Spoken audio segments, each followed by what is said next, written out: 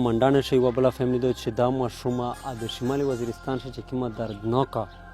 واقعه پیش شوې وه ابانې څلور خویندې چې کومې پاشه شهیده شوې وې هغې یوې خرکي نه دا ماشومه چې څلور میاشتې عمر یې ده د هغه پوته شوې ده سکندري صاحب پهله اسټارټ زه تونه پوه کړم چې دا څه وشلو و په څه وشلو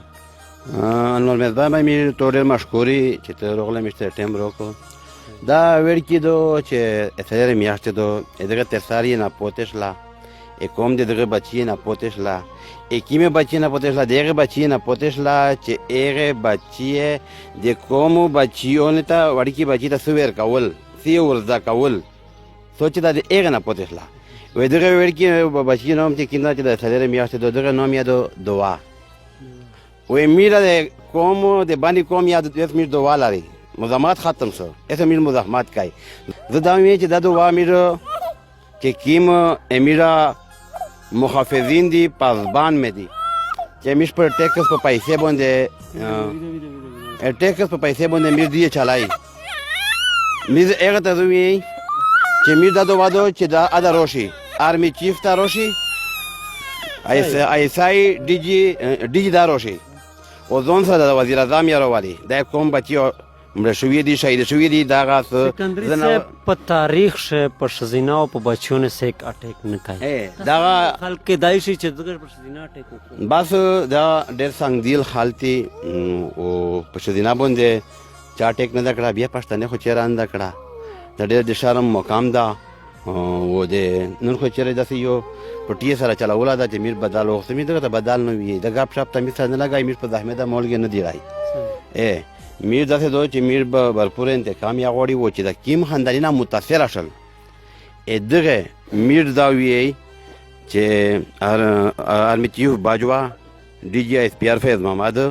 محمد فیض و عمران خان د روشي دغه ته د حاضري او کو و دغه د درسي دا او کو و چې نیره لګېږي و نیره ورکېږي د کوم د ټیکس پیسه د دغه خاندانې د کفالت یو کو د دې مودو وادو و کچېره دیه په دا باندې چشم پوشي اختیار کړه که نه بیا زه دا به دعا وخونو بیا وی زه درېمو واضح وی د جیو کیو څنګه زه دار نه کوم چې سیره سمې دغه خاندانې ته حق و انصاف راوړانوي دا د زه د باندې یو مشر د مودوادو یو خادم یو پاسبان یو ترجمان چې واقعا شوي ده د هغه وخت نه زه یا آخري خدره سره پرېتلای دا وړې مړې نه یم دا دعاوې وڼو او دغه دعاوې سره ادی شیطان بسم الله الرحمن الرحیم د تاسو ټول ډېره ډېره شکریا چې تاسو راغلو وستا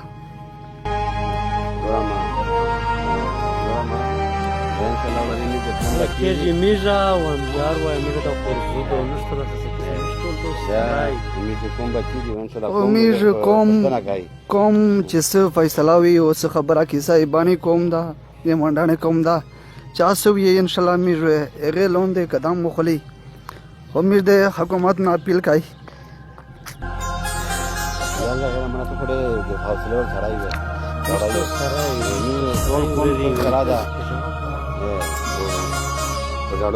میشت چې دا ورراو میشت سره وي میشت شانو شي کوي